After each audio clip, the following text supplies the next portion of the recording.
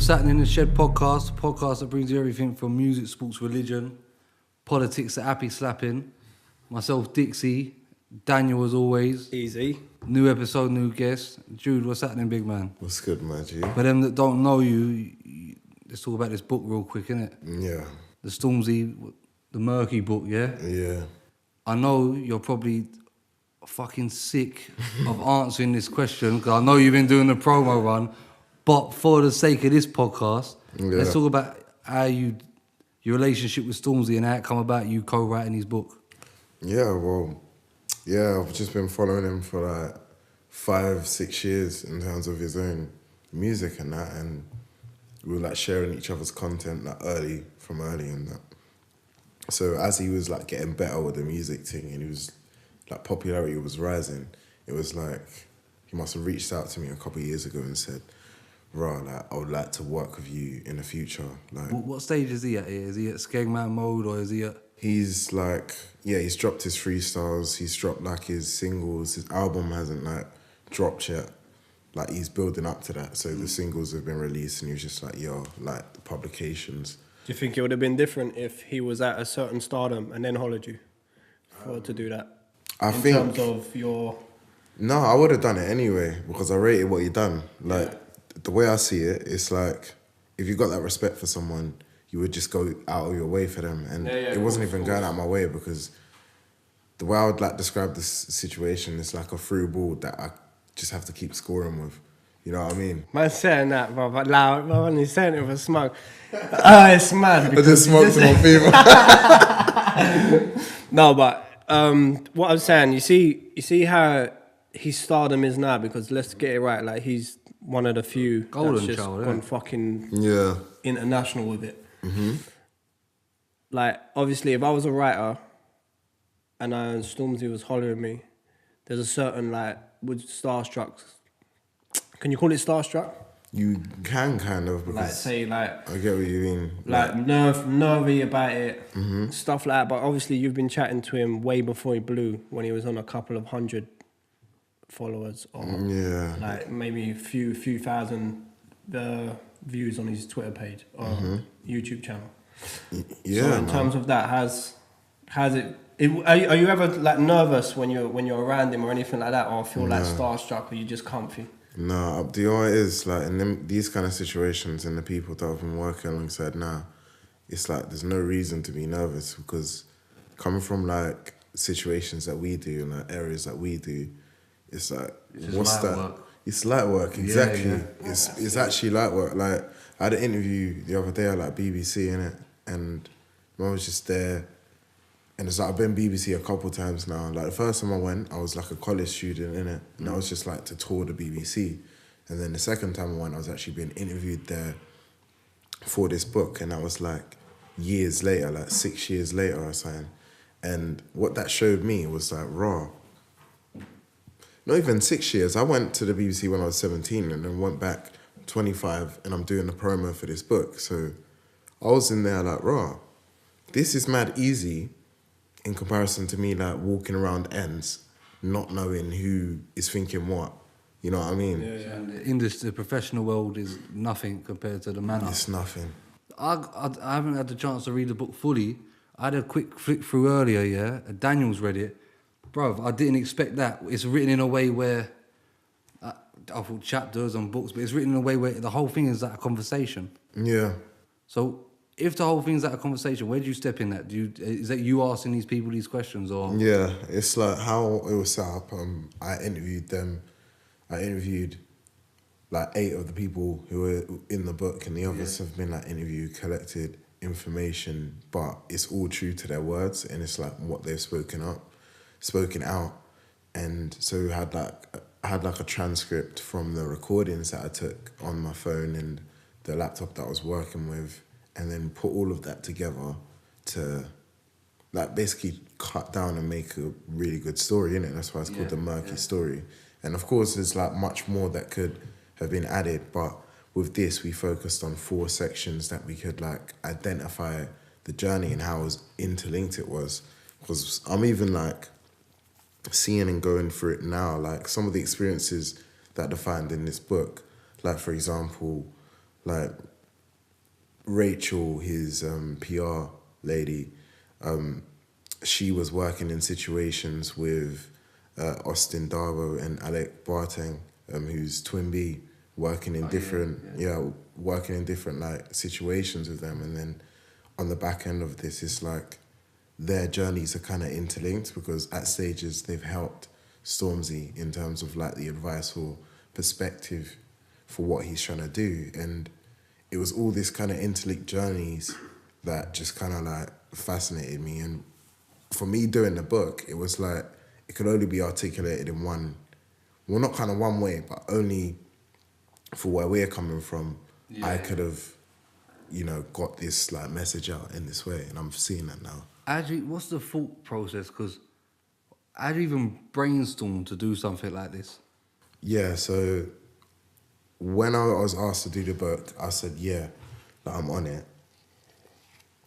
And then it was like a year and a bit later, he must have hollered at me again and asked for my email. When he hollered you first, like, Yeah. there was just like a year and a bit gap. Yeah. Did you ever think like it weren't really set in stone, you weren't gonna do it? Did he ever holler you in a year and a half and be like, yo, G, we're still doing this project? Yeah, at times he did. Oh, yeah, like, he just confirmed like, it still, just let you know, like, it's still going to be going on, yeah? Yeah, because the way it was like he sent me a message, just like, yeah, this is sick. Like, I would want to do something in the future. Would you be on it? And I was like, yeah, like, then it was even easy going. It was like, oh, yeah, sick. Like, I'm working hard in my own way, innit? And I want to be able to... The way I honestly saw myself, my writing and stuff, it's weird because I know bare my brethren, they might not even read like that. But I wanted to write to a point where I want to write and be as popular as like a rapper would be, in a sense. Like I want it to, like my work to be so popping that people are like, raw, the next Jude thing's gonna drop. Yeah. Because when you're thinking about like, I forgot his name, the guy who done Game of Thrones. Like when he does something. Oh shit, what's his name? Something. George R. Martin. Yeah, George R. Martin. Yeah. R. Martin, I forgot. Shit, man. It's Game of Thrones is sick, shit, bro. Man. It's sick. Bro, it's once you're into it, like you get it. Like no, I hear what you're trying to say on that kind of scale because that's a massive. If he scale, does something now, like yeah, everyone's like, oh everyone's shit, everyone will, on that, bro. Everyone will jump on it. Same with J.K. Rowling. She just walks about, and then it's like, oh, this new Harry Potter thing's going. She's made like 100 mil of that already. You know what I mean? So I wanna be as like popular as that. So when he asked man to do it, I was just thinking, yeah, bruv, that's sick. I'll do it. And this is kind of the idea of this in terms of like the inspiration, where we're coming from, defining the journey, the different mentalities that you have to go through in order to get to a certain level to be like, oh shit, like I'm the shit. And I need to keep things at this consistent level. Like that's what the book is about. And so that kind of even defines my journey from like getting kicked out of school, doing all this education shit, graduating. Like it's just changes of mentalities at each stage. So yeah, bro, this defines all of that. And then the work after it is gonna be just like my own wave. It would still be through the publishing with MERKY or... It's Penguin though, isn't it? Yeah, this is like a... so MERKY Books is like a subsidiary of Penguin, so they're working together, essentially, and MERKY Books will be publishing 2 books a year under its label. And so, yeah, like loads of people would obviously be submitting right now. I'm not really like an avenue to go through. I'm just like the first person who done the first book, and then the second stop one. DMing you, asking you how to get your book, and then that's what I'm getting there. Yeah. How many DMs and fucking so-called like writers want to just be? Listen, it's wild. It's wild right now because with me, I try to help everybody in some way, innit? But obviously, I'm having to learn this. Yeah. I got this wavy bit of advice from this writer, innit, that you could probably apply it to anything.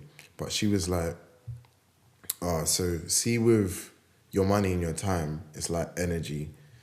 You wouldn't give like £5 to everyone. Yeah. If you saw your energy in that same way, you wouldn't go around giving your bits of your energy to every single person, even though like you can, but you need to know what's worth it. And I was like, yeah, like it's true. Like if I offered a helping hand to absolutely everyone, I wouldn't have no time to build my own kind of value. Of course, man. It must have been a big pressure because you never had nothing published before this, no? Nah. So what type of pressure is there to deliver this? It's mad, but it's like, it's a challenge, and I like challenges because, bro, I remember there'll be bad times when people are like, raw, like you fucked up, like you're nothing now. You can't Who the fuck grow said that? from this. Like when I was getting kicked out, like people. Oh, you're bringing it back. Yeah, like, bringing being it kicked back. out of school. All the man them have had madness, Exactly. you know what I'm saying? Exactly. But the way I see it is like our mentality is we don't see ourselves as super strong people, but when you think about it, we are. Yeah. I think because it's drilled into us very young, the education system, if you don't get the grades what's expected, you're never going to achieve anything Do in you know life. what it is as well, coming back to And that's the what barrier. Jude says, yeah? You see, when you go out of somewhere and you take yourself out of the normal, what all the man them do, yeah?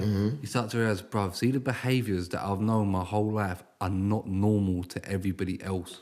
Certain things that when I moved away as well, when there was a lot of people from Bristol, and I was like, bruv, there's certain things that these men think is acceptable, like hitting each other in the nuts and that, and thinking it's banter and that. You couldn't do that on the man. I mean, you get rushed or something, yeah? And there's other things that the way I was moving, I was like, this. You just start to learn that things are not. Yeah.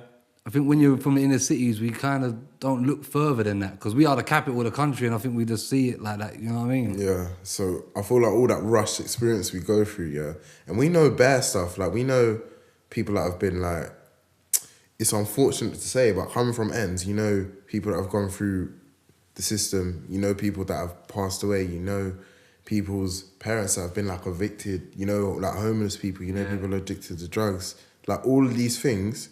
It kind of makes you mad strong in the mind and also just mad empathetic towards other people. Like the normal kind of person, they would be shocked if you went up to them and said that, oh, I know like 4 or 5 men that have been stabbed to death. Yeah. They would be like, bro, what the fuck? Like one person even getting punched up and stabbed is nuts to them. So when you're talking to someone and you're like, raw, okay, this is at this stage in my life, this is what people used to tell me, but I've learned from that, and it was nothing to me then, and it's nothing to me now.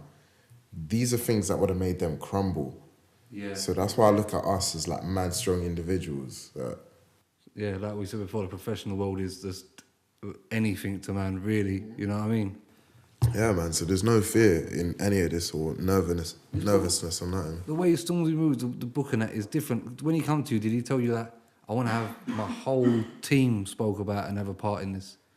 Yeah, well, how it was is like his brand manager, Kua, she approached me, and she's mad wavy. She used to work at Adidas. They used to call her like Kua Adidas, and it's like I read that in the book still. it's sick. It's like she would patent so much stuff, and like with her, when we were discussing the idea of the book, it was like we should get an interview the whole MERKY team in order to get the total story. It shouldn't just be from one perspective where it's like biased towards itself. And then so yeah, when I was interviewing the whole team, it made sense to build the picture, ask similar questions, but also entertain them as individuals, innit?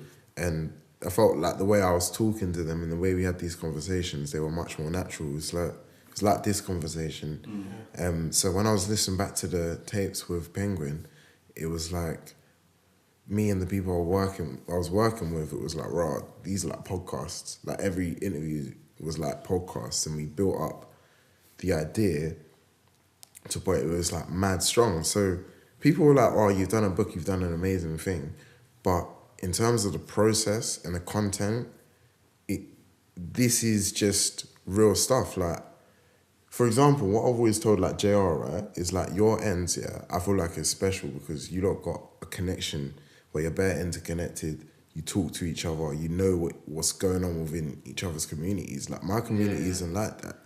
Like it's bare fragmented. As it's geographics, because we're such a small place, we're like EastEnders in a way. Yeah, we're like certain. When I go out of ends into different ends, not on a lurk for pagans or anything like that, but like as in work, like we don't have a high street or nothing like that. So we're like we can chill outside our shop all day.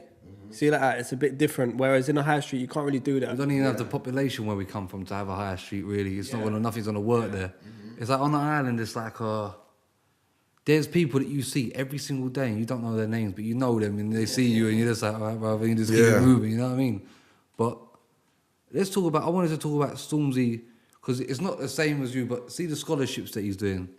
I want to talk about the bit of the backlash that he's had from it. Because yours is not a scholarship, but it's like, man's come pick man up and said, right, this is what we're going to do. Yeah. So I was looking at the scholarships and the people that was saying, complaining that it was only for black people, right? Which I don't feel like it's an issue, and I don't feel like man has to be so jarred about it. He doesn't have to explain himself either. But it's a podcast, for the sake of podcast, we're going to talk about it, you know what I mean? But that just comes down to basic statistics, bruv. What's the universities doing it for? Cambridge and how many Oxford. Black students are there? I said this earlier. I said the numbers for UCAS, for black students in Cambridge, there was only 50 people that was offered a space. Yeah. Whereas white people was 2,130. There you go. So when man are saying like, why is man doing this? Obviously to bridge this fucking gap. Exactly, and that's what a scholarship's for. It's for people underrepresented in certain areas. So what fascinated me about this thing is like, people aren't just looking at the idea of scholarships. And when I was at uni and I was trying to do masters, because man's poor, I can't just go slap 10 bags on a masters. So I was trying to get a scholarship. And so when I was applying for it, I was looking at bare different scholarships, and then you'll have something like, refugees in India scholarships. Yeah. So that means that you have to be from India and you have to be a refugee. It's very specific. It's very specific, isn't it? Yeah. So all of these scholarships are built like that. So he might have a scholarship for black students, but there's also a scholarship for just like British students. Yeah. People who are from this nationality and only this nationality. They have to live here. They have to have this passport. So yeah, it was one of those things where the media marketed it in like such a way where it sounded like, it was excluding people for the reason of being like. But we know, but for some weird reason that we know, so some weird reason that when they do these university applications, they do look at your geographics and your race. For some reason, that makes some type of difference. Yeah. But how can these places be looking at race, geographics, where you're from, and still these numbers are so way out of fucking proportion? Yeah. But at the same time, I see that only 220. These are numbers from 2016 as well. This might have changed, innit? Mm-hmm. Only 220 black students applied. So that's a problem as well, that man ain't even applying for these things. Yeah, exactly. So people need to be encouraged in these areas, but also. But like people need to be encouraged in these areas. But what's sick about that is it's the same with the book. Like the attachment, because I could have done this book. Like I could have done a book about anything else, right? But the fact that Stormzy wanted to go into this particular area, him and his like the MERKY team, they've exposed this. They've made essentially for so many people that don't read books, like reading cool. Because it's their story, and like you said, this like golden child of this era, so people want to read it. Like so many men have contacted me and have been like, for example, this estate agent, he's like 35 years old, and he's this black man, yeah? And what he said to me was like, bruv, like, I haven't read a book since I was 13, but because I saw it was done by you and who it's done by, and also saw like the event at the barbecue, and I saw like the promotion, I felt to grab it, and I was reading the book, and he read the book in like 5 days because he couldn't put it down, and he hadn't read a book in 22 years. And then it was like so important for him. And he said the other day that he saw his son reading a book. And I was just thinking, like I've put something together that is making man that I haven't read for 20 years read. And he's like seeing his kid read and being proud about it. And I'm like, bruv, that's what it's for. Like I've seen some people like they've commented on the book and been like, this is just weird. Someone said this mad funny comment, yeah. He was like, this is like a collection of WhatsApp conversations. And I was laughing, yeah, but I was thinking, bruv, you know what's funny about that? It's like when I'm talking to like youths that are reading it, it's the inspiration that they're getting from it. That's what's important for me because it's applying it in real life. When man say things like it's like WhatsApp, is that like, right, you're just proper undercutting everything Yeah, done? they're not looking at anything like Don't worry, it's bro. done. If you just look at comments, you're done out here because of fucking things that I see on a regular basis, man. And this fat, weird white you and things like that. And I'm like, bro, fuck you, man, bro. Because you... Don't get lost in the comments, man. The thing is, yeah, the thing is on the internet, yeah, man will say some wild shit that they'll never just say in person. Never would you come to me, Gothic Shum TV or whatever, and call me a fat, weird white you. Never in your life, bro.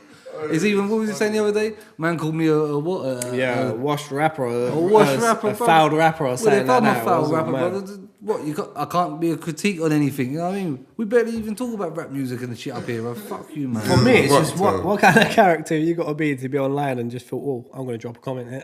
Bro, what mind frame are you in doing that, bro? You know what Stormzy said to me? Like, when we were talking about social media and stuff, he was like, oh, people will be like talking about Flips, for example, and cussing him because he's there and they don't know what he actually does for the team. But that's not their business, bro. It's not their business. And he was saying like, raw, someone will chat shit or something about him and then get like 1,000 retweets or something. But in that universe, in that like, kind of little matrix, that Neek is the powerful person. Yeah.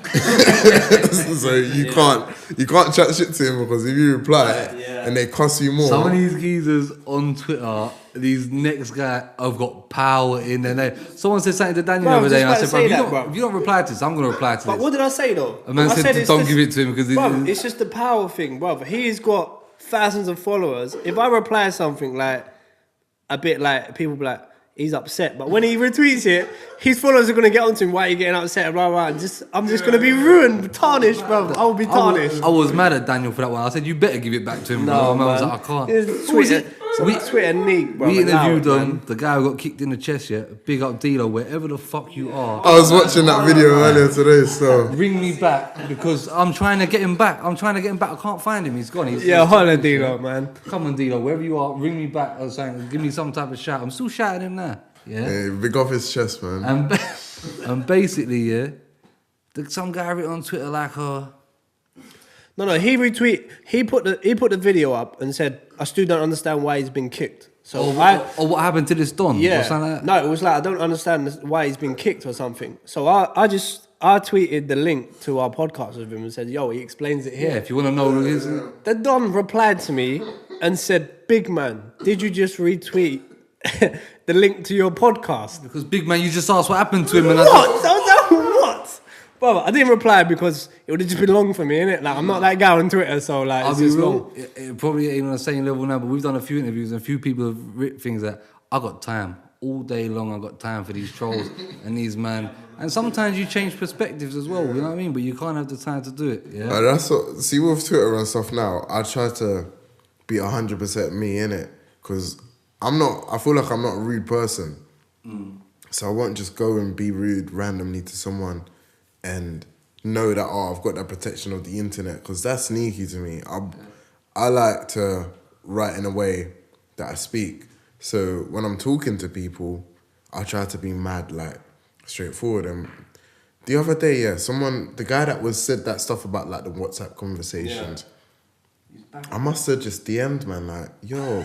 I said, yo, like, it's not even like that. I didn't even, like, if you don't like the book, fair enough, but there's real work going on, like, behind the scenes with it. That's why I appreciate it so much. So I don't understand what you're saying there. And then he must have tweeted you, he was like, oh, now he's DMing, threatening me. I'm like, bro. See, I would have written back to man, I'm going to threaten you in a minute, bro. You're going to know about it, bro. What the fuck, bro? No, it's kind of long with Jude because you've got that following on Twitter as well. Like, I can't threaten people and do all these things. You've got a big following on the Twitter page still. And Twitter's mad as well because man are trying to cancel, man, and things like that. Old tweets and that. Even people like Kevin Hart, bro. Why this geezer keeps having to repeat himself about something he said how many years ago? But I don't understand why that's standing. So what, he said that 4 years ago? If he hasn't changed 4 years ago, then would see where he is, but it's clear that he doesn't think the way he was thinking 4 years ago, you know what I'm saying? So should people have to explain themselves? I genuinely think they shouldn't. I don't think they should, bruv, but it's like I was saying about the mentalities we go through, because say if we take this back 10 years ago, I'm so sure all of us here would be on a madness. We would just, like, if we had the resources we do now, we'd be on a madness constantly. And if I knew what I knew now, back then, I'd be on a madness. But now I'm a big man. I can't afford to move like that in these ways. So I adapted and I'm here now, fam. And that's why I say we're mad strong. Because we can be doing a madness, but we're resisting, fam. No, as well, it's hard not to get frustrated with these people that don't get that sometimes. There's been a few times when trying to contact people, hitting people out, and just the replies I'm getting back, you just have to remember they don't know no better. They don't know, they don't understand it, they don't understand. I don't usually let man talk to me like that, or we don't allow people to. Sometimes it's hard like that. But what I want to let's talk about Jonathon Ross, because I swear to you, I was out of my face, frass. I come home from the pub, I went on the laptop. Hold on a minute, bro. That's Jude, Mel B, Boy George. No, not Mel B. Was it Alicia Dixon, innit? Alicia Dixon. Cool. I got Mel B in my head because we interviewed my man. Was it Boy George as well? Yeah, and I was sitting next to Boy George. What's the comedian as well? Russell Howard. Russell Howard, yeah. Chelsea and Stormzy was there. It was mad. What's the difference in fucking like production wise with that? Like, is there that? It What's was that whole nuts, like? fam. Was you nuts. trained? Pardon? Was you trained to speak a certain? No, did they not come in even. like you can't say this, you can't Like, say see, that? when I was talking out the book, just now, like, that's how I kind of spoke, innit? Because when I'm speaking about work and stuff, I can be like, can articulate it in a certain way. But with that, it was just mad interesting because it was like, raw.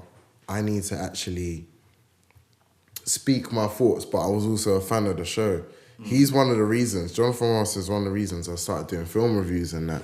Because I saw like on his BBC, I remember when I was younger, I saw like his BBC film review show and I was like, wow, this guy really summarised the film in 45 seconds and I want to watch it bare now just because of what he said. So I was thinking, yeah, like I would love to go into film. I would love to do film reviews. So I'd done that. And then, fam, man's, like I got the message. It was like, raw, you're going to be in a Jonathon Ross show. Like, are you on it? I was like, yeah. Like, are you on it? like I invited my mum, like two of my best friends. We were there. And yeah, bruv, the production was so sick. And so much happened like there that was obviously cut out for the sake of TV, but it was just like one of the best days of my life. I can imagine, man. But that's just, you just had a sick year, 2018. From you saying like Jonathon Ross has inspired you to do film write-ups to, I see you, you was at was it an event with Akala, speaking with Akala? But like a few years ago, you was saying he was inspirational to certain stuff that you do in your life now. So how's that feeling like when you've accomplished a level where you're on the same sort of line as them man now? Sort of, if that makes, am I making sense? Yeah, you are. It's very crazy. It's triggering a bit because it's like people see me in a way and I don't see myself in that way yet. And I've always tried to keep grounded. Like I'm not gassed. I'm not rich. I'm not that guy. I still got time for like my people. You know what I mean? So doing all this stuff with these people is just showing me like raw how they move as well. Because loads of these people are grounded, and that's why I love That's why I love the fact that I done this book, because Stormzy and these people were like the realists. Like they done so much for me within those months, and I was even saying to like Toby, his manager, I was like, bruv, because he was the first person I interviewed. I was like, bruv, like you lot don't understand what this opportunity has done for me in terms of my mentality, because at that point I was slipping. Like I could have reverted back into, I don't know, just thinking in certain ways. I could have even quit like writing or doing what I was doing. But no, I wouldn't have quit, but I would have just done it at lesser rate. So yeah, this felt like fate kind of for me to do this at this time. It just really awoke in me. I was going to say, because Stormzy is definitely a certain, as far as interviews I've watched of Stormzy, any chat show he's been on, he just seems like the coolest guy that is level-headed, not gassed. Even about his stardom, his followers, the views he gets, the money he's on maybe, or the money he earns, like he just seems like he's mandem. like on a. Because he is, bro. Of That's course why he's the man man, don't fuck but with him, then bro. there's a lot of. Listen, we There's know a lot this of it person, happens listen, we when know it this goes as well, off ski. and I'm guessing you might know this as well, yeah. That from doing this for the short time that we've been doing this, the guys that have been in this for a long time are really big and or like legends or whatever in their own right are the most humblest. The Don who's got the link up TV video with 17,000 views is usually an arsehole. I know that for a fact, and I'm alright saying that, you know what I mean? Yeah. Man that have longevity in this know how to be. You're still human, bruv. Yeah, no, of course. It's just because he realistically he could have really got in a different writer. Exactly, that's exactly what I said. So I didn't have to even say it myself. You know, like how I think in this sense. Like, so I was thinking, bruv, he could have got any guy. Like, it didn't even have to be a black guy. It could have been like a white established writer that's been writing for like 50 years. That could have done that. It wouldn't have been this. It would have been. It still would have been great in some way, but it wouldn't have been this. And for the people that it's inspired, it's been a necessity. And that's kind of going to be my slogan for like the rest of my life. Like, man needs to work out of necessity. It has to be something necessary. I don't want to just add and do like a +1 kind of thing. Like them 17,000 view man. Like they act in a certain type of way. They just want to do something in order to act in a type of way. But when you're genuine and human, you're looking to do the greater thing. Yeah, definitely. Why writing? Because when man them usually come from the manor, it's not usually writing, it's usually sports, it's usually music, it's usually something like that. Why writing? Yeah, I think with me, writing was a good way to like contain the ideas, innit? Because if I had something to think about, it was like I needed to collect it and put it out in some way. But for example, like when I was kicked out of school, my mum would sometimes take my keys and that, because if I was out and about on road, could have been a madness. Or remember them times like if you were loitering around and you got arrested, your parents could get arrested as well. And it'll be a whole madness. So yeah, like those times when I was excluded and I was just chilled, and my parents would take like my wires from PS2 and that. So I just thought, raw. Them times are miffy. It's miffy, so I'm just at home. Time on your hands, bro. Like I'm either watching TV. Do you remember Doctors? That shit I've program. had this conversation the other day with someone. He's trying to tell me I should remember it. Why should I remember that? He must have been at home. Like it was a TV program that'll be on like BBC or whatever. I like 10 or something, 10 a.m. But I'll be watching bare different things and researching bare different things. So I just thought like, raw, I could create films one day. I could do this. Do you understand why I asked that question, where that's not normal? Yeah. Not in the sense that that's not normal, because when the man usually got excluded, it was usually like, all right, we're just going to go and just fuck around, bro. Then we ain't got to go to school. You know what I mean? When I was excluded, it's like, obviously, listen, I'm white. We could have told our mums fuck off, and it would have just. It weren't. Hold on a minute. I'm not saying that. All right, there was a beating in there, yeah. There was a beating, but wait. It's not mad strict, fam. Like, you know what I'm saying? Mama watches this sometimes. Oh no, I could never, ever tell my mum fuck off. The thing is, I know some man who I'm like, you know when you think like that white kid is, you know why he's like that, because his mum didn't smack him. But I got a smack like when she could catch me in it, but other than that, it was just like, yo, I'm excluded. I'm gonna hit my pedal bike. Go see if someone can get me a packet of fags from the shop. Drive around and smoke a couple of grat, bro. See that? That's my motive, bro. It wasn't to sit down and try and get creative and that. Daniel was fucked in school, bro. Daniel was fucked in school, and his mum used to work in a library, bro. I used to be quiet because his mum worked in the same school. That's true. Bro, yeah, you know like what the capacity of what man could have done, but I've always felt like I didn't want to miss out. Because when people were at school, some man were wavy where they were growing up and doing something. Like, they were like rappers, they were sick with instruments, they were sick at acting. Just trying to find your... Yeah, so when I was seeing that, it was like, I'll be out of school, I'm missing stuff, I'm out of school for months at a time. And when I got actually expelled, I was out of school for like 5 months, from like November until April, and I started centre on my birthday. So it was like, it was very weird, but at the same time, it was like, right, I've missed so much of school even that stage where man were just like bare on chicks and that, like, I wasn't even there for that. Yeah. So when I came back to centre and then bare man are moving to girls and doing all that stuff, I was just there like, oh, swear down, this is what man are on now. Because I was out of school for like 5 months. It was like my own little, it's disrespectful to say this to man that in prison, but it was like a little prison sentence for someone that young. And yeah, it was a weird moment. But yeah, fam, came out good in the end. Yeah, school times, they're a weird time for any kid, man. Especially now. I feel like, because they've got access to everything and seeing everything and hearing everything, things that are normal now, and it's fucking very hard. I think people underestimate how hard it is to be a teenager in this day and age right now in London. I think it's harder than us, because I fuck with Tricky. I spoke to Tricky the other day as well. Big up Tricky and what they're doing. But they were saying that in their generation, like, if man deserved a slap, you gave them a slap. If man deserved to get thumped up, you thumped them up. If man deserved to get stabbed for whatever Weldon that is, that's what you had to deserve something. Now it's just crazy out here, bro. But them kids don't see no different, bro. No one's seeing no different, bro. Yeah. That's why it's important for things like this, a book, instead of a fucking trap rapper or something like that. You know what I mean? We try and make them type of things the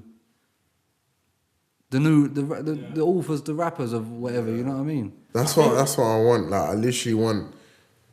I think that we're so wavy, we could do so many things. Like I was saying about your ends earlier, there's so much content here. Yeah, like I could see you, man, having a TV show about like these experiences and these characters that I've just seen grow up and be from here. Like, it's different in comparison to like the normal shit that we see on TV, and yeah, within people, like, it's so different, but it's necessary because people from here would be inspired to actually do something with their lives. We need to start getting involved in things as well, because even things that are filmed on the area and done on the area and that, I'm like, right, them man are doing that over there, bro. We need to be going over there, bro, and telling them, well, we want to be a part of this, bro. You're doing this on our culture and our way we act, and that we want to start being a part of these things, bro. With the book, yeah, what's next? How do you go? And is there a pressure of what's next as well? Because this is a massive thing to follow up on, and how are you planning on following up on it? Yeah, well, I plan on doing my own kind of projects and that. What was the project? Yeah, so I'm working on like a sci-fi kind of book, and that would just kind of be about like my thoughts on life and how we've progressed technologically and stuff like that. But yeah, man, there's so much content that I want to just bring to life, and now I'm in a perfect position to do that. And it will be not only just showing experiences from like my community, but also I've got a thing about like humans, the way we are as people and the way we're wired. Like, I'm empathetic in that kind of way. I don't just also want to do things for like my community and culture. And so yeah, I feel like obviously I'll start like, because home is where the heart is, in a sense. I'll start from there, work my way out to do so much. But with this idea, yeah, it's more of a human thing. Is documentaries not something you'd be on? Yeah, no, I love documentaries.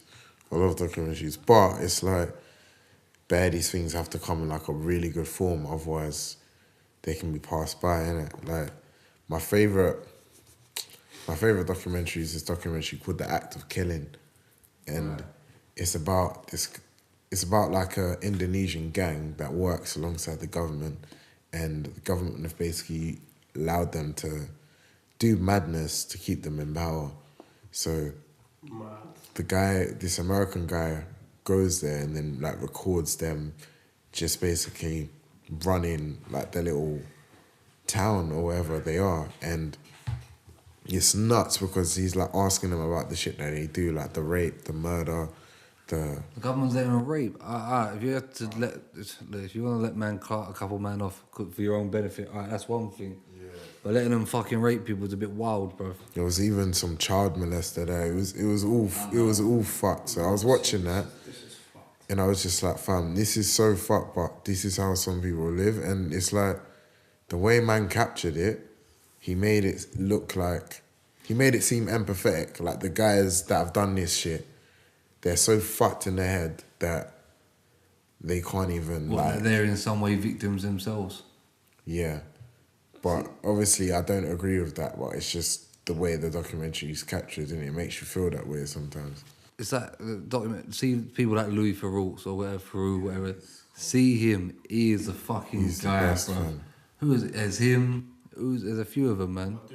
I tell you, I don't fuck with Stacey Doolittle. I don't fuck with Stacey Doolittle. Listen, if you're gonna go into these places, don't cry. Stop crying. I mean, you know what you fucking signed up for. You knew you was walking into. Don't cry and that. That's how people are, bro. They love getting into those situations and then doing waterworks. It makes, bro, yeah, it literally makes the product that much more worth it. Yeah, no. For some of the fans. You know what is annoys me about Stacey Doolittle? She goes with an agenda. She doesn't go there to find out things. She goes there to tell you, I don't fuck with what you're doing, kind of thing. Bro, what? You've come over here, you just listen to the mandem or listen to... They're not the mandem, but these people doing these things. But listen to the things and that, bro. Bro, it's one term that I learned like in uni that I don't take all these ideas and shit for golden, innit? Because some man haven't been through education, but they can just speak real shit to you. But this one idea is called like the value-orientated bias, innit?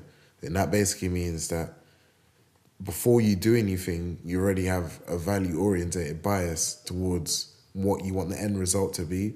So say if you're doing a documentary or something, it's like you're going there with the idea of capturing it in that way. So is that a good thing or a bad thing, or would you'd rather just let In things Stacey run its course? Doolittle's, in her example, it's a bad thing, innit? Because she's gone there with a preconception. An agenda kind of opinion. Yeah, exactly. So that's how it is. So you don't feel like you've done that with this book? Didn't have a preconception of how you wanted it to... I think there was definitely like a value-orientated bias. But in terms of like the conversations, I'm getting to know people. So it's not like I had the bias in terms of the way they were set up. They had to like be honest with me and I had to kind of go around like that conversation. And with the transcript, it's very revealing. Like that's why when you're reading a book, in certain ways, it's like, you know when you can't capture the way some people say things? Like, when you're reading some like text that's been transcribed from an audio, you need to somehow make it emotive because you might say something, but you can hear it in like the strain of your voice if you're passionate about it or not. So editing it to make it represent that. To get some emotion into it, kind of thing. Yeah, it's very weird, but at the same time, it's honest because you can make yourself sound powerful, but if you're talking about vulnerable stuff, you want to put it out in a way where it's like, this is how I was feeling at this moment in time, and this is what I thought then, and this is what I think now. See, I'm real intrigued about how the structure, the way the book was written, because I've never seen a book written like that before.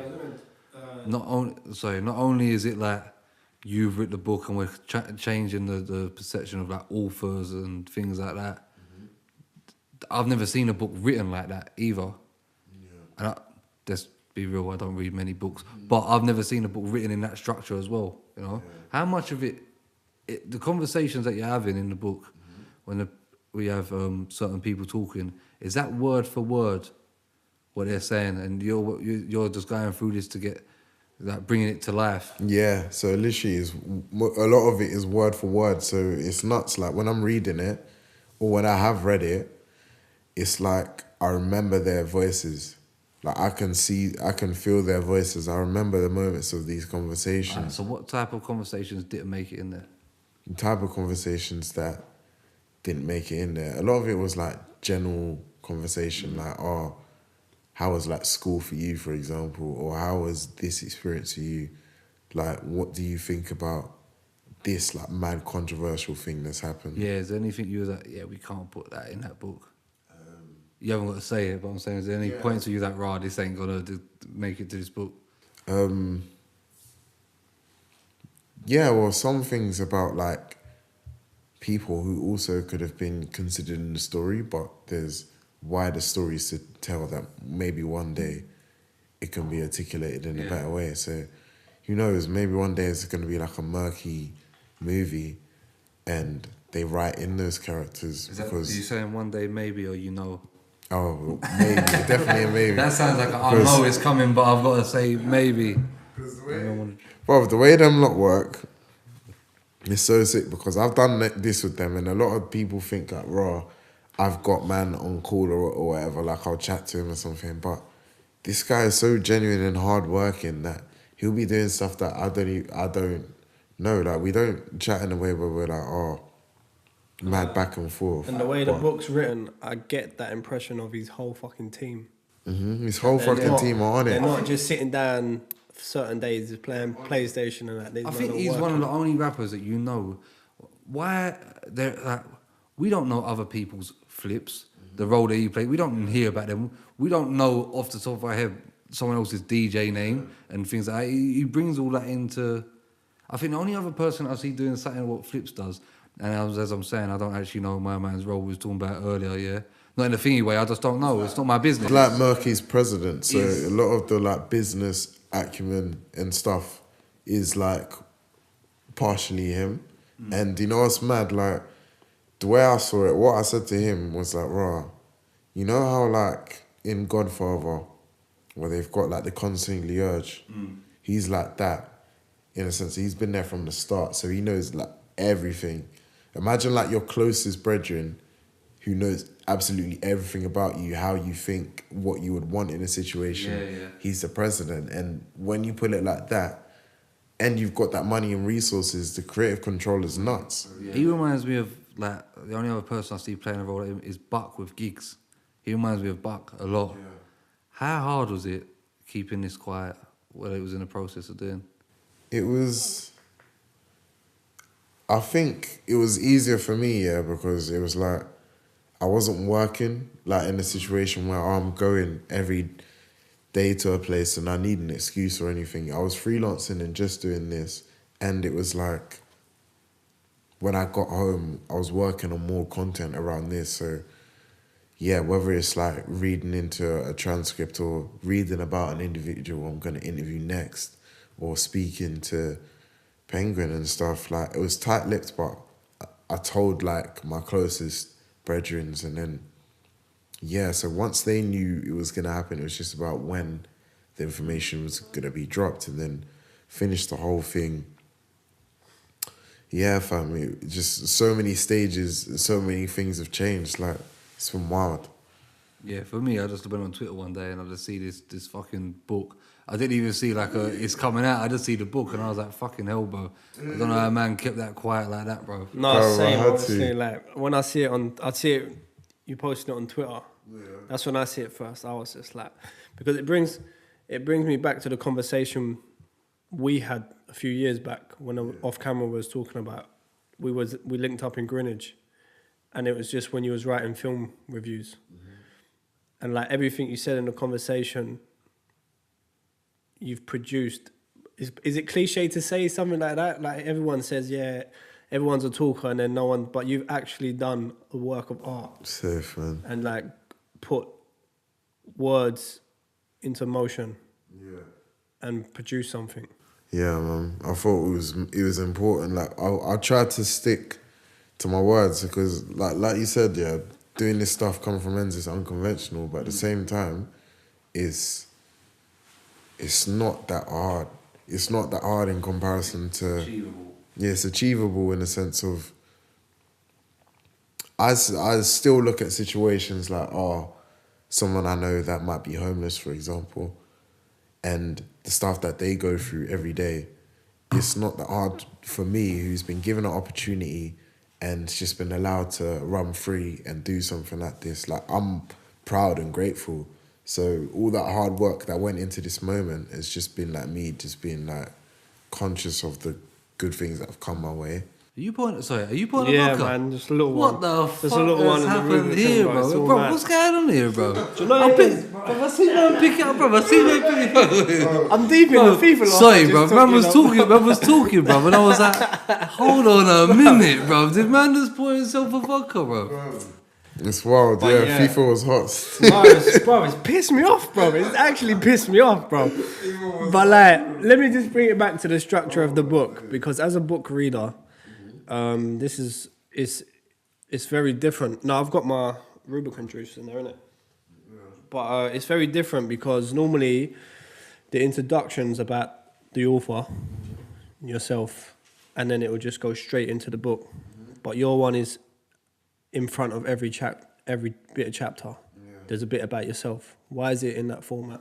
It's in that format because it's like I was only conducted those conversations and I needed to summarize the section in a way and be able to say like, look, this is kind of the ideas that we got to in the conversation, and in terms of the story, these are the things and experiences that they had to go through in order to get here. And it was very relatable because at those times, it was like I was going through and growing as well. And then it just relates, like we didn't try to make it in a mad cliche way, like, oh, rise up, everything has to rise or some shit. But it kind of does work in that way. It's like there are interjections that can be a bit relatable if you're just like an individual who's set up in this kind of way. But also, yeah, it's to give an overall idea. Like the main introduction itself, I tried to put in all of the ideas that came from like me writing this book and why like I kind of had my own value orientated bias towards like producing it. It was like supposed to be a powerful argument that sucked you into the book, and yeah, like that's the kind of feedback I got from it. How much does social media play in what you've done and what's happened? It's mad because even with like Stormzy's career, it played a lot. Like I see it as like a domino effect. If social media wasn't in place, we wouldn't have been able to like propagate our own kind of work and like build up our own audience in terms of it like being so widespread. Like I don't really remember having such an insight to bare different other areas like quickly. Like I'll open my Twitter, for example, and I'll learn 100 things in an hour, whereas like 10 years ago, you couldn't do that. You have to be like a well-studied person. But now with the social media game, it's flipped and intensified things by like 1,000. And with my own journey, like social media was like the platform to get those ideas out in terms of writing. And I've always wanted to build away from that. So this project is like, I kind of completed it in a sense. Like I got enough from it in order to like move forward. I'm not saying that, oh, now I don't need it, because still my own platform and it's a sick way to communicate and learn. But I just see like there being much more worth in like real life in a sense, like being away from this kind of pocket. So the real kind of work that I've been doing is going to schools, talking to like youths and stuff that were in positions like me. Going on other talks as well and just learning about these pockets that I can actually, get into. What I wanted to say as well, like bringing it, you're now doing school talks. Sorry, I moved a bit weird there. I nearly had cramp, fam. But you're doing a lot of school talks now. How does it feel to be in a position where your school life didn't go so well, but now you can kind of influence people instead of going down that route to take another route now? It feels weird, at times it feels a bit cheesy. At times it can feel a bit like dishonest in a sense, because the reason why I say that as well is because for somebody's school visits, man can get paid. And I'm not saying that because rather to show off or anyway, but the way like school systems are set up is schools would be given a budget, and this is kind of a budget that they will allocate to people to be invited to the schools, speakers and stuff like that, and interactive things. So it's like I had to go through some things in order to tell myself, this is okay to be paid and also do something that is necessary. Like I've said at times, I don't want to be paid for this, but it is my work at the end of the day. And so to be talking in these situations, I've just tried to make it as honest as possible, as try to be as beneficial to the students, and I'm learning as well, like as an individual, how to talk to younger people. And it's not even about like if they've read the book in that situation. It's about like what I can tell them to make this realistic for them as well, in terms of just growing and changing their mentalities. So yeah, I always try to, in that situation, I always try to like give it my all, in a sense. And you get some cheeky little fuckers in there as always. Yeah, but it is at the end of the day, it's like it's a very powerful position you're being put in now. Yeah. There's a lot of pressure. It's a blessing, bruv. Like, it's nuts, because the way I see it, like, when I was their ages, we didn't have anyone there to think of in that way. Like, there was no Stormzy. Yeah. There was no... You know what? We've had a Scene like few, that. and when we used to go youth club and all them things, and it was all like ex-fucking gangster. Like, not like, it was like, bro, where's... You're right. You never see no author. It was always like, I've been to jail this many, don't do that, bro. You're like, bro, fuck off, bro. Who are you, bro? You know what I mean? but like, it's mad, yeah, because see, even them type of people, it's like they were the necessary steps. They laid the foundations, in a sense. People like you to be able to go into them schools. And Yeah. things. Do you know the maddest thing? I'll tell a little story, yeah? My man who was in here earlier, before we got to a prison and go in this room and these guys are talking to us, rare, whatever, yeah? I think before Christmas, I went to visit one of my brethren with my man. I'm looking, I'm going, bruv, this is where we came, bruv, to talk to these man, bruv, and we're in here. Visiting. What, bruv, my man obviously weren't on that visit, bruv. I was like, Yeah. bruv, when you think, bruv, what the fuck, bruv? Yeah, it's crazy. But yeah, man. In another thing as well, like you done philosophy in uni and graduated. Was it 2-1? Yeah. Has that helped you a lot at all? Because I never understand uni students. Like they go and they go and spend like their uni finance, whatever it is you get, do a subject, and then they end up coming out and doing something completely different to, in regards of what they've gone to study, bro. Bruv, that was like, I used uni in a way, like I used it. I didn't let like the system use me, in a sense. I didn't want to go and do something and go down a whole like kind of career route. I literally wanted to get the experience. And it is funny because if I didn't go to uni, I wouldn't have met JR and I wouldn't have met you. Yeah, that's And true. it's mad. So if I didn't go to uni and meet them, man, I probably wouldn't even started writing. Like, so I needed to do that in order to just get myself out of a situation. Even though I knew that I wanted to do something when I was younger, all the timing, the placement, the people, all of it just came correct. Fell into Do you feel you found yourself in a sense? In a sense, like I knew myself, but it helped me solidify myself, because then, yeah, it's nuts. I was listening to this one Kendrick interview, right?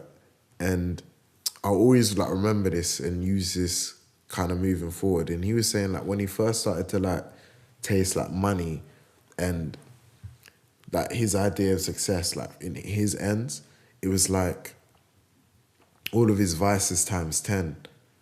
And with uni, bear man get freedom. There's not like the pressures of, oh, I can't go up the road because that gang's there. I can't go down the road because that gang's there. It's just random uni students from around the world and around the country. So you're at uni in a situation where your vices are multiplied by 10. Like you've got alcohol just there in streams, because if you don't have peas, your friend would and they'll still give you alcohol. You've got weed just there. You've got all these drugs. You've got chicks who are on it. Like, you know what I mean? Everything times 10. And Yeah.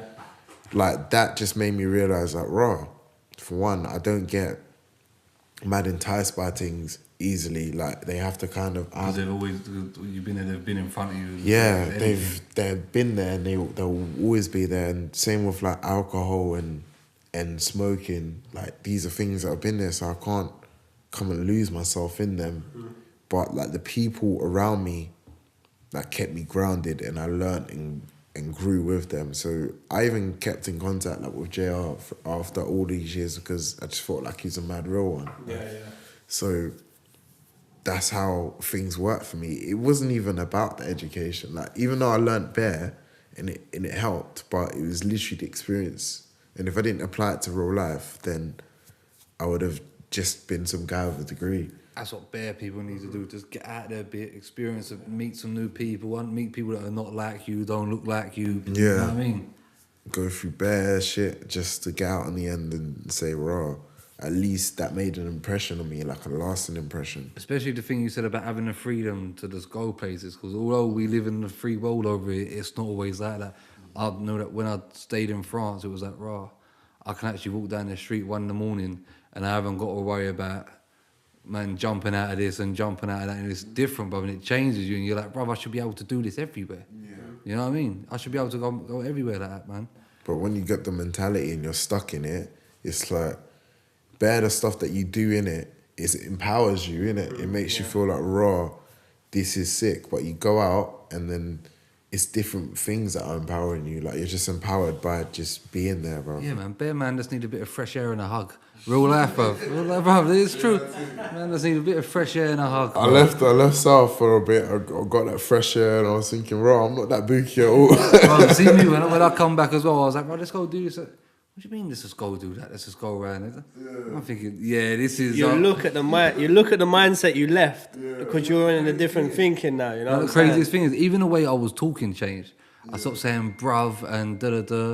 And then when I come back from Christmas and I went back there, everyone was like, "What's wrong with you, bro? Like, why are you saying bruv all the time?" I'm like, "Oh, I've been home for a while, man." Yeah, that's sick. Should we wrap it up here? Yeah, bro. Like, appreciate your time for coming. Thanks for coming, big man, bro. Bros. And the book, tell them where we can get the book as well. It's basically everywhere, isn't it? Yeah, Amazon. If you want to listen to audiobook, because everyone like recorded their own voices as well. So if you want to, you could. That'd probably be a bit more me, man. Fam, you can even get like the Audible trial. Basically sign up for the Audible through Amazon, and you can get the book like for free, and like listen to it like there. Like bruv. Or you can just buy it on Amazon. You can find it in most Waterstones, foils. Yeah. What are you saying? More FIFA? One more game? Bro, one more, innit, for the road, bro. Need to get you to sign that as well for me, big man. Sweet, bro. Thank you for coming.